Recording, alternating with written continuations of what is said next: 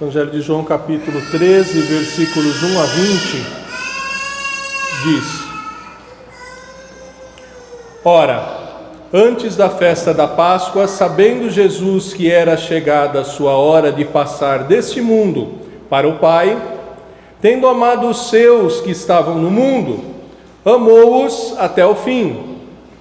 Durante a ceia, tendo já o diabo posto no coração de Judas Iscariotes, filho de Simão, que traísse a Jesus, sabendo este que o Pai tudo confiara às suas mãos e que ele viera de Deus e voltava para Deus, levantou-se da ceia, tirou a vestimenta de cima e, tomando uma toalha, cingiu-se com ela. Depois, deitou água na bacia e passou a lavar os pés aos discípulos e a enxugar-lhes com a toalha com que estava cingido. Aproximou-se, pois, de Simão Pedro, e esse lhe disse: Senhor, tu me lavas os pés a mim? Respondeu-lhe Jesus: o que eu faço não sabes agora, compreendê-lo-ás depois. Disse-lhe Pedro: nunca me lavarás os pés.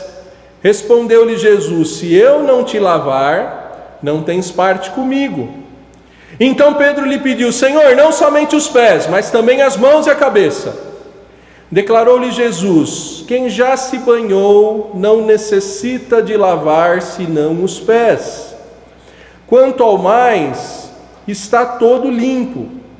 Ora, vós estáis limpos, mas não todos, pois ele sabia quem era o traidor. Foi por isso que disse: nem todos estáis limpos. Depois de lhes ter lavado os pés, tomou as vestes e, voltando à mesa, perguntou-lhes: compreendeis o que eu vos fiz? Vós me chamais o Mestre e o Senhor, e dizeis bem, porque eu o sou. Ora, se eu, sendo o Senhor e o Mestre, vos lavei os pés, também vós deveis lavar os pés uns dos outros. Porque eu vos dei o exemplo, para que, como eu vos fiz, façais vós também. Em verdade, eu vos digo que o servo não é maior do que o seu senhor, nem o enviado maior do que aquele que o enviou. Ora, se sabeis essas coisas, bem-aventurados sois se as praticardes. Não falo a respeito de todos vós, pois eu conheço aqueles que escolhi. Antes, para que se cumpra a Escritura: aquele que come do meu pão levantou contra mim o seu calcanhar. Desde já vos digo, antes que aconteça, para que, quando acontecer, creiais que eu sou. Em verdade, eu vos digo: quem recebe aquele que eu enviar, a mim me recebe. E quem me recebe, recebe aquele que me enviou. Vamos orar ainda uma vez mais. Ó Deus Altíssimo, só Tu és o mestre do amor, só Tu que és o próprio amor, pode nos ensinar a amar até o fim, Senhor. Ajuda-nos a entender como o Teu Filho Jesus foi perfeito nessa difícil tarefa de amar-nos e amar-nos até o fim. Ilumina o nosso entendimento, Senhor. Guarda o nosso coração para que, à luz da Tua palavra, à luz do ensino e do exemplo do Teu Filho Jesus, nós possamos amar até o fim.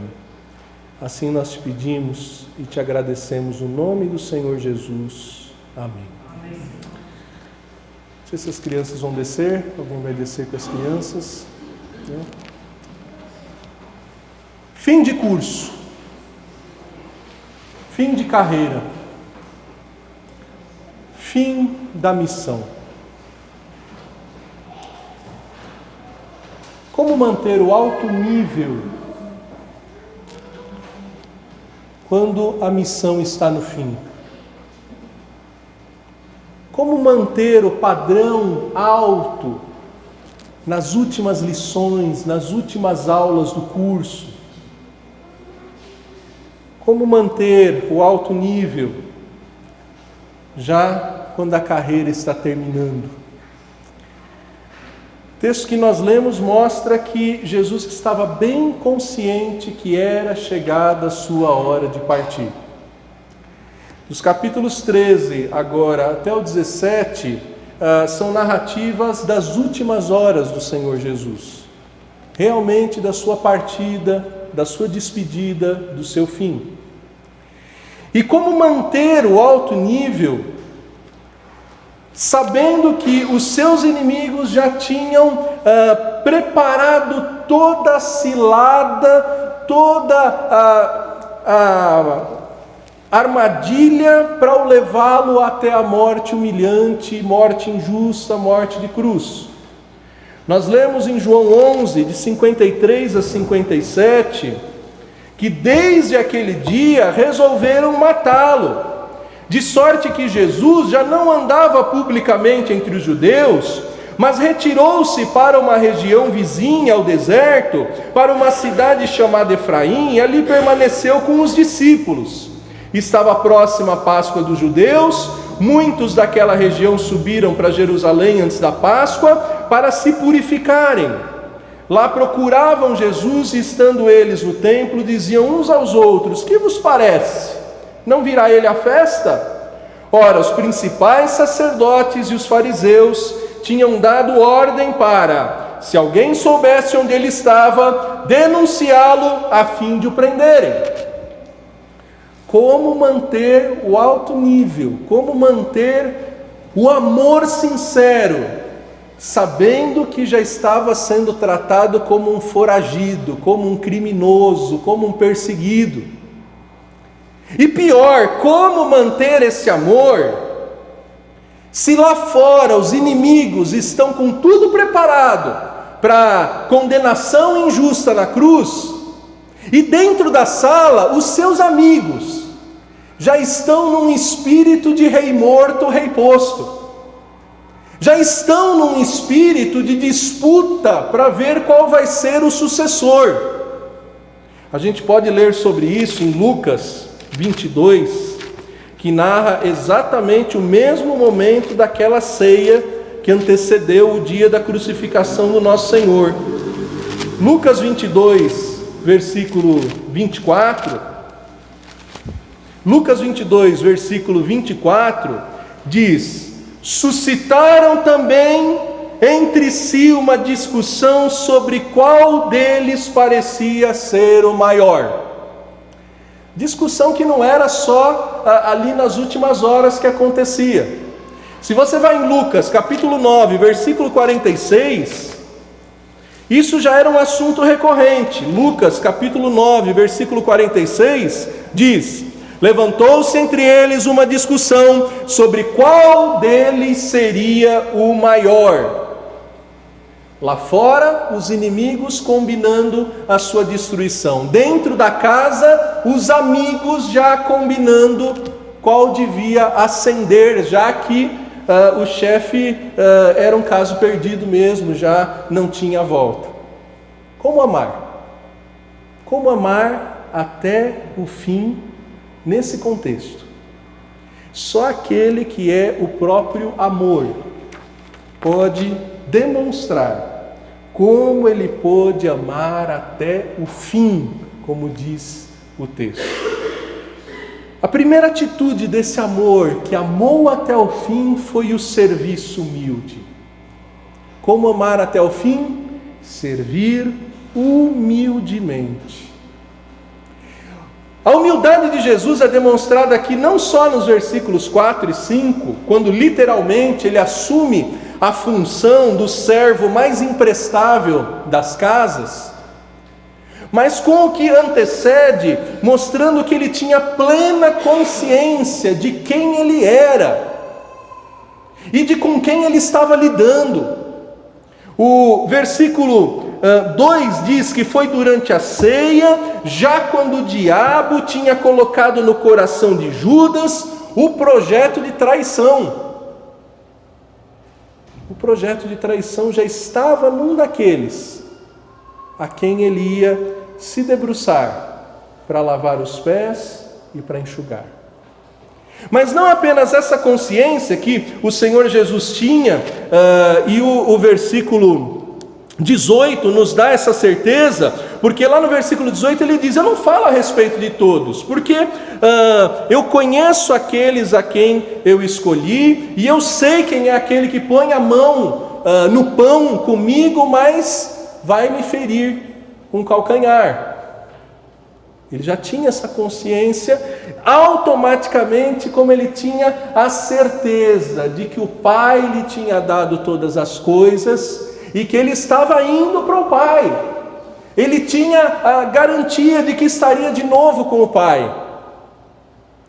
Ele não tinha nada a perder, ele era o dono de tudo. Ele sabia que ele não tinha ali um risco de não voltar para o Pai. Ele não perdeu a sua autoridade, ele tinha essa consciência, e tendo essa consciência, ele tira a roupa de cima, ele tira o ornamento e fica ali expondo como que as suas vergonhas, apenas cobrindo a cintura com uma toalha ou com a roupa de baixo. Toma uma toalha e começa a cingir, começa a lavar os pés. Queridos, eu não sei se alguém aqui já foi engraxate,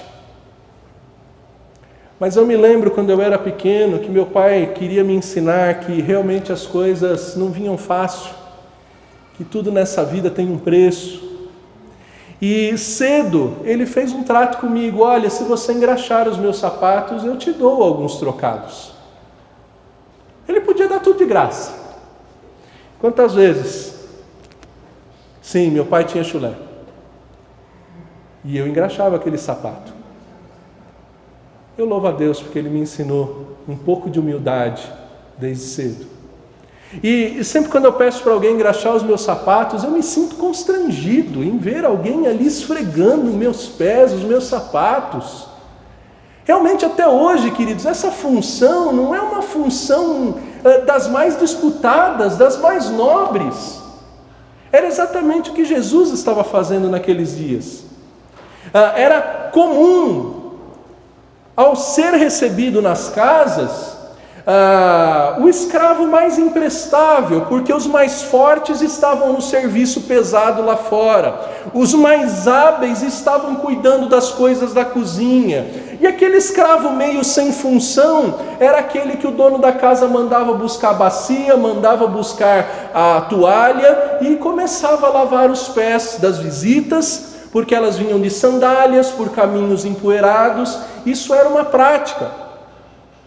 Algum dos 12 devia ter tido aquela iniciativa, mas ficaram ali esperando e são surpreendidos pelo próprio Mestre, pelo próprio Rei dos Reis, a maior majestade, a maior autoridade de todos os tempos e do universo, que vai ali humildemente e limpar e lavar os seus pés.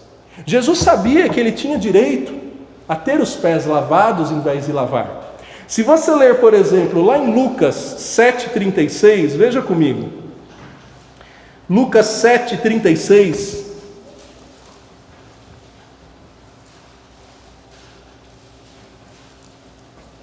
Lucas 7,36. O Evangelho conta um episódio que foi quando um fariseu convidou Jesus para que fosse jantar com ele. Jesus, entrando na casa do fariseu, tomou lugar à mesa.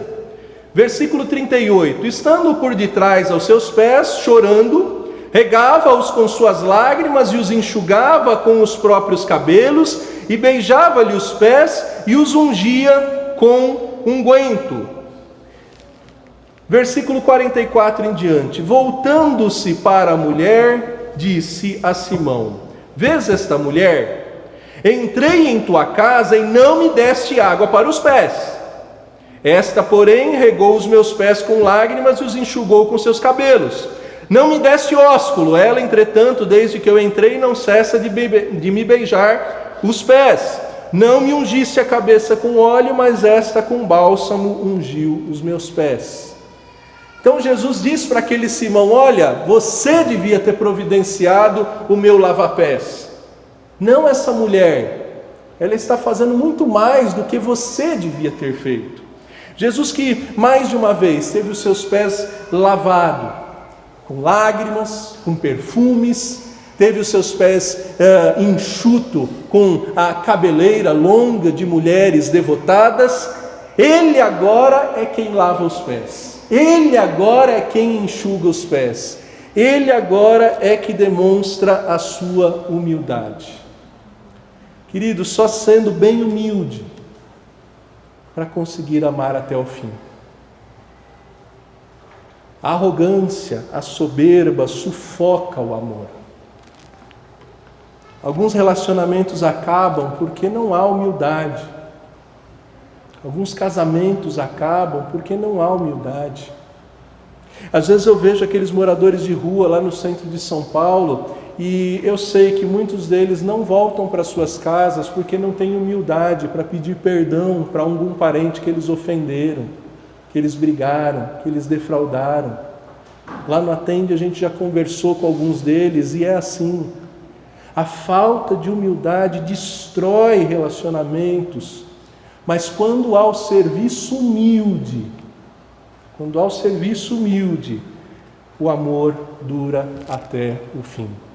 E Jesus mostra que ele se vestiu, ele se cingiu de humildade.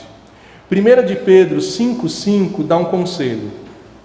1 de Pedro 5,5 dá um conselho que nós vimos o próprio Senhor Jesus cumprir.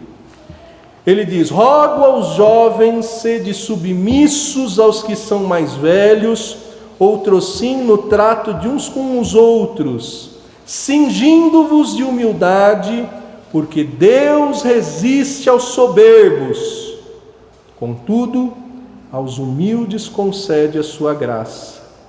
Humilhai-vos, portanto, sob a poderosa mão de Deus, para que Ele em tempo oportuno vos exalte. O nosso Senhor, o servo sofredor, Ele se humilhou. Ele é o mestre da humildade para ensinar como amar até o fim. Mas não apenas Ele serviu humildemente. A sequência daquela narrativa mostra a reação de Pedro. João 13, versículo 6, quando Jesus ia chegando perto de Pedro, a gente não sabe quantos dos apóstolos já tinham sido purificados por Jesus. Não sabemos se Pedro foi o segundo, se foi o quinto, não sabemos. Mas quando estava chegando perto, Pedro questiona. Como uma criança, Criança quando aprende a falar, não necessariamente quando aprende a falar, mas quando está chegando ali perto, talvez os 5 aninhos, E aí começa com a fase dos porquês. Por quê? Por quê? Por quê? Por quê? Pedro: Senhor, tu me lavas os pés a mim? Primeiro ele questiona. Depois ele avança na sua incompreensão, mas também soberba, e diz: nunca me lavarás aos pés. Ele nega, ele se opõe ao mestre.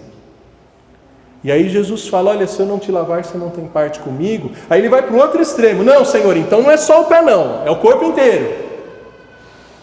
Queridos, eu procurei várias palavras para tentar resumir essa atitude de Pedro e a personalidade de Pedro, e a mais completa, a que chega mais próximo de explicar essa postura é a intransigência. Se você for olhar o verbete da palavra intransigente, você vai encontrar lá inflexível, você vai encontrar lá teimoso, você vai encontrar lá arrogante, você vai encontrar lá uma somatória de coisas que são demonstradas não só aqui na personalidade de Pedro, mas em outros momentos também. Em outros momentos, quando nós lemos, por exemplo, que Pedro acabou de ouvir do Mestre: recebereis a chave dos céus, o que for ligado na terra terá sido ligado nos céus. Como que Pedro já se sente seguro? Bom, então quem vai tocar esse negócio daqui para frente sou eu, já estou senhor da situação. Na sequência, Jesus diz que ia ser levado para a cruz, ia ser maltratado, ia morrer. Pedro chama Jesus de lado e diz: mestre, isso não vai acontecer. E automaticamente Jesus diz: arreda, Satanás, porque não cogitas das coisas de Deus. Queridos, uma pessoa intransigente é uma pessoa que sistematicamente não concorda com o seu líder, não concorda com o seu Senhor, não concorda com a autoridade que lhe foi instituída. E é visto isso na pessoa de Pedro. Você vê isso na pessoa de Pedro lá em Mateus 16, você vê isso na pessoa de Pedro quando Jesus vai ser preso e ele se opõe àquela prisão que Jesus mais de uma vez avisou que aconteceria. Veja comigo, Mateus 26, 53, Jesus está à beira de ser levado para a cruz, mas ainda está corrigindo o intransigente Pedro. Mateus 26, 53. Pedro saca da sua espada, fere um dos soldados, e qual foi a reação de Jesus naquele ato de defesa do seu discípulo? Mateus 26, 53. Acaso pensas que não posso rogar ao meu Pai, e Ele me mandaria neste momento mais de 12 legiões e anjos? Às vezes o intransigente, ele passa dos limites e acha que está fazendo a coisa certa, e o mestre foi lá e repreendeu. Esse mesmo episódio é narrado por João 18, 10 e 11. João 18, 10 e 11. Então Simão Pedro puxou a espada que trazia e feriu o servo do sumo sacerdote, cortando-lhe a orelha direita. E o nome do sacerdote era Malco, mas Jesus disse a Pedro: mete a espada na bainha, não beberei porventura o cálice que o Pai me deu? Em outras palavras, mais de uma vez Jesus teve que tomar a frente, mostrar quem era o Senhor, ensinar que Pedro precisava aprender a ser uma ovelha, se mais adiante ele quisesse ser pastor de ovelhas, como ele viria a ser. Quem não está pronto para ser servo, não está pronto para ser senhor. E Jesus mostra que amou até o fim, servindo humildemente e tolerando a intransigência de Pedro. Ele tolera e vai ensinando. Olha, Pedro, lá em João 13, versículo 8. Olha, Pedro, se eu não te lavar, você não tem parte comigo. Aí o Pedro passa dos limites, e aí Jesus de novo, tolerante: quem já se banhou não necessita lavar senão os pés, quanto ao mais está todo limpo. Ora, vocês já estão limpos, mas nem todos. E no versículo 11, ele repete: nem todos estão limpos. Queridos, Jesus estava ensinando aquilo que Paulo, com maestria, registra em Efésios 5, 25 a 26. Os vários símbolos que João mostra, revelando a pessoa de Cristo, apontavam não apenas para o símbolo físico, mas para o significado espiritual. Quando Jesus se apresenta como a água da vida, não era apenas água física, mas era sim o Espírito Santo. Quando Jesus se apresenta como pão da vida, não era pão físico, mas era o alimento para a vida eterna. E aqui, quando ele está se apresentando, purificando os pés dos seus discípulos e dizendo da urgência dessa purificação, ele já estava apontando para a lavagem que a água com a palavra faz em nós. Leia comigo Efésios 5, 25 a 26. Efésios 5, 25 a 26.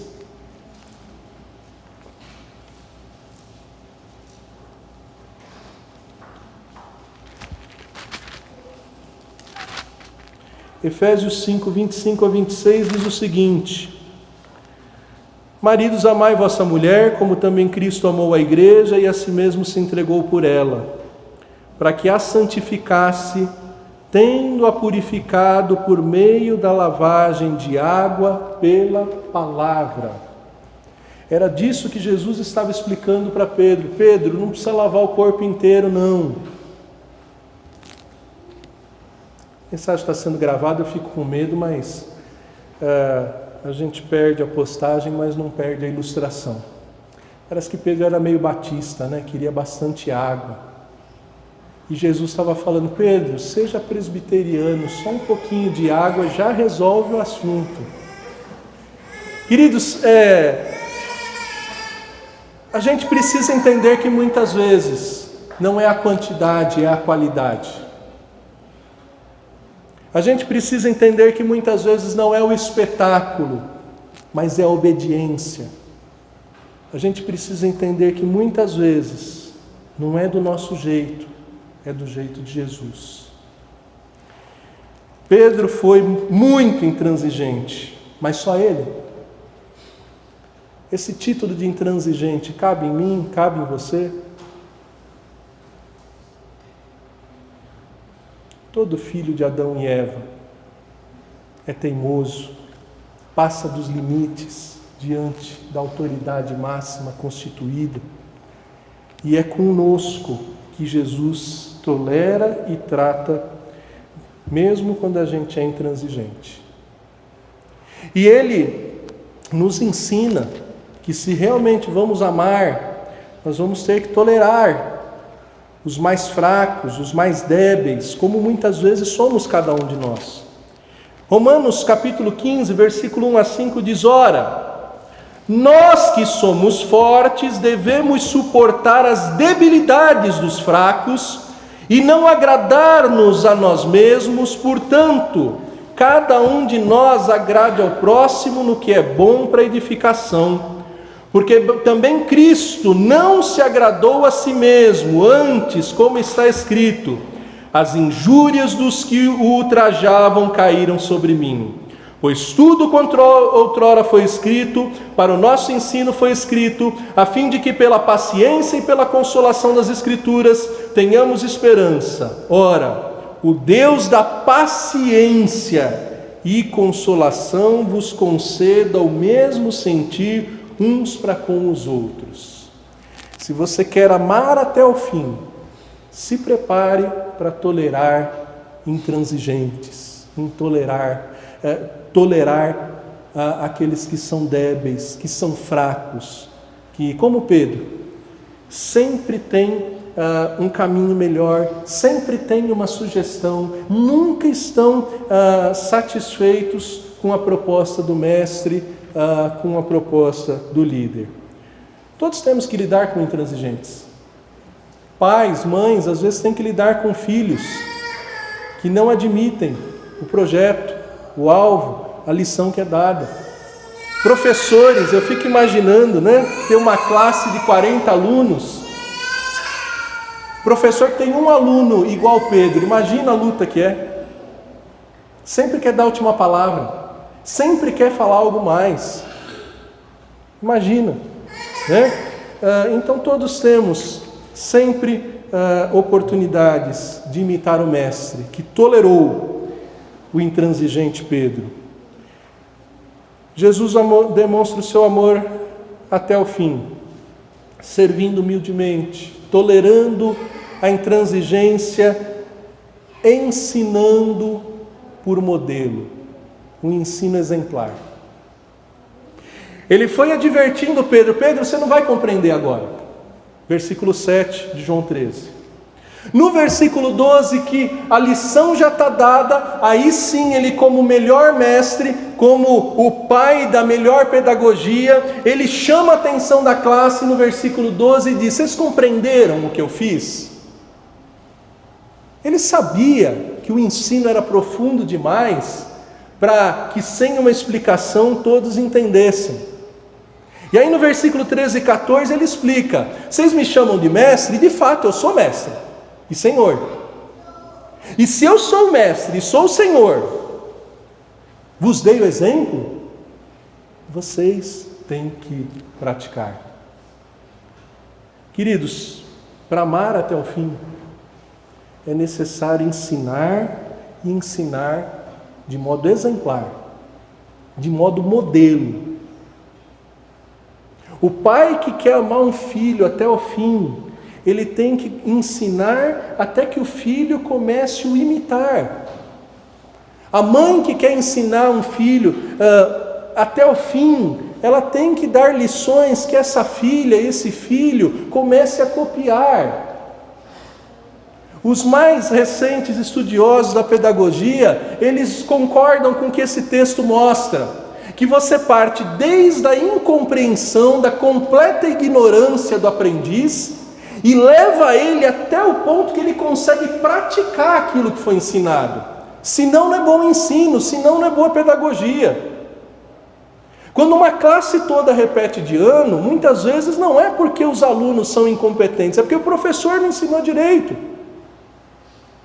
E Jesus está aqui ensinando amor, ensinando até o ponto que esse amor se torne prático. Não apenas conceitual, não apenas decorado, não é só da mente para dentro, é da vida para fora. Por isso que no versículo 17 ele diz: se vocês praticarem, vocês vão ser felizes. Bem-aventurados sois se praticarem. Não basta dizer que ama. Não basta falar como é que é o amor. Recitar 1 Coríntios 13, 10 vezes por dia. É preciso mostrar. É preciso viver. Até o ponto que você se torne um modelo. E o que Jesus estava fazendo agora, ele já tinha ensinado lá atrás, em Lucas capítulo 14, de 7 a 11. Lucas capítulo 14, ele observava os religiosos, observava os escribas e fariseus que procuravam os primeiros lugares. Parece que vocês estão seguindo a lição. E aí Jesus lá em Lucas 14, 7 a 11, ele diz: olha, vocês procuram os últimos lugares, porque se for a hora de vocês virem para frente, vocês vão ser convidados. É melhor você ser chamado a vir para frente, do que você sentar no lugar de honra e passar vergonha de ter que ir lá para trás. Jesus estava fazendo exatamente isso aqui. Ele que era o maior, estava se colocando como menor. Como nós lemos em Filipenses 2, de 5 a 11, Jesus estava ensinando que o caminho para cima é para baixo. Quem exalta é Deus. Humilhai-vos e sereis exaltados sob a poderosa mão de Deus.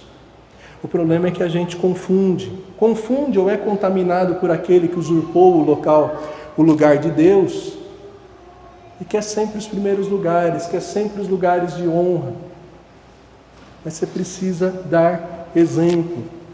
Eu estava vindo para cá hoje com o meu guarda-chuva, o pé d'água que caía, e logo no segundo quarteirão, minhas meias já estavam todas molhadas, e ainda estão. E eu falei: Senhor, você já está lavando meus pés antes de eu pregar, né? Não é para ficar nervoso, é para dar graças a Deus. É para ser exemplo. Se você não souber ser o menor, você nunca vai ser o maior. Paulo, que chamava Saulo, que significava alto, quando ele conheceu Jesus, ele mudou de nome e passou a ser chamado Paulo, que é pequeno. Esse Paulo, que antes era grande e depois ficou conhecido como pequeno, ele escreveu lá em 1 Coríntios 11: sede meus imitadores, como eu sou de Cristo. Paulo entendeu que não eram os primeiros lugares lá na sinagoga, era lá, na humilhação, no desprezo, no descaso, mas fiel, como Jesus foi fiel. O meio-irmão de Jesus entendeu, lá em Tiago 1, 22 a 25, olha o que ele nos escreve. Carta de Tiago 1, 22 a 25. Ele diz: tornai-vos, pois, praticantes da palavra, e não somente ouvintes, enganando-vos a vós mesmos. Porque se alguém é ouvinte da palavra e não praticante, assemelha-se ao homem que contempla num espelho seu rosto natural, pois a si mesmo se contempla e se retira, e para logo esquece de como era sua aparência. Mas aquele que considera atentamente a lei perfeita, a lei da liberdade, e nela persevera, não sendo ouvinte negligente, mas operoso praticante, esse será bem-aventurado no que realizar. Jesus amou até o fim, servindo humildemente, tolerando intransigente, ensinando exemplarmente e promovendo a continuidade da obra. Ele sabia que eram as últimas horas. Ele sabia que eram os últimos instantes. Como é que você se comportaria se você, como Jesus, com respeito da palavra, tivesse convicção que a vaca foi para o brejo? Você promoveria a continuidade da obra? Você prepararia os seus sucessores? Você ia prepará-los para eles não ficarem assustados do que vinha pela frente? Ou você já ia pendurar as chuteiras e falar: quem ficar aí que apague a luz? Às vezes a tendência é essa. A tendência humana é meio essa. Que preparar sucessor o quê? Que preparar continuidade o quê? Mas é o que Jesus faz, mostrando o que é amar até o fim. Nos versículos 18, ele fala: olha, eu não estou falando a respeito de todos. Porque ele conhecia os escolhidos. Ele fala: eu estou falando que os que foram purificados pela palavra são aqueles em quem a palavra se cumpre. E no versículo 19 ele diz: eu estou dizendo antes, para quando acontecer, vocês acreditarem que eu sou. Jesus estava avisando. Ele sabia da traição, ele sabia que dali a pouco ele seria entregue para ser morto, mas ele avisa, mostra que Deus está no governo. Quando ele cita o Salmo 41, versículo 9, leia comigo, que salmo extraordinário, esse Salmo 41, versículo 9. Salmo 41, versículo 9: bem-aventurado que acode ao necessitado, o Senhor o livra no dia do mal. O Senhor o protege, preserva-lhe a vida e o faz feliz na terra. Não o entrega à discrição dos seus inimigos. O Senhor o assiste no leito da enfermidade, na doença, tu lhe afofas a cama. Disse eu: compadece-te de mim, Senhor. Sara minha alma, porque eu pequei contra ti. Os meus inimigos falam mal de mim. Quando morrerá e lhe perecerá o nome? Se algum deles vem me visitar, diz coisas vãs, amontoando no coração malícias, ensaindo é disso que fala. De mim rosnam, a todos os que me odeiam. Engendram males contra mim, dizendo: peste maligna deu nele, e caiu de cama, já não há quem se levante. Até o meu inimigo íntimo, em quem eu confiava, que comia do meu pão, levantou contra mim o calcanhar. Tudo isso se cumpriu em Jesus. E ele citou esse versículo 9. Mas, certamente, a lembrança desse versículo remetia à conclusão do Salmo que diz: Tu, porém, Senhor, compadece-te de mim e levanta-me para que eu lhes pague segundo merecem. Com isso conheço que tu te agradas de mim. e não triunfar contra mim o meu inimigo. Quanto a mim, tu me sustens na minha integridade e me pões à tua presença para sempre. Bendito seja o Senhor, Deus de Israel, de eternidade a eternidade. Amém e amém. Aquele que estava com os inimigos preparados à porta de fora, aquele que estava com os amigos dentro da casa já em contagem regressiva, dizendo, olha, já que não tem mais jeito, quem vai sucedê-lo? Ele sabia que a sua alma estava nas mãos do Pai. Por isso ele fala para os seus discípulos, eu estou avisando para vocês não ficarem desesperados. Eu estou avisando para vocês ficarem preparados. Eu estou avisando e vou enviar vocês. E aqueles que eu enviar e for recebido, recebe a mim. E não recebe apenas a mim, recebe aquele que me enviou. Jesus mostra o seu amor até o fim, promovendo a continuidade da obra, promovendo que aquela obra não parasse. Meus queridos irmãos, 1 Coríntios 13, 8 diz, o amor jamais acaba. O amor jamais acaba. Para amar até o fim, Jesus serviu humildemente, Jesus tolerou a intransigência, Jesus deu um ensino exemplar e Jesus preparou a continuidade da obra. E eu e você, temos amado até o fim? Temos servido com humildade? Ou temos gasto todo o nosso amor com o próprio eu, servindo arrogantemente, orgulhosamente?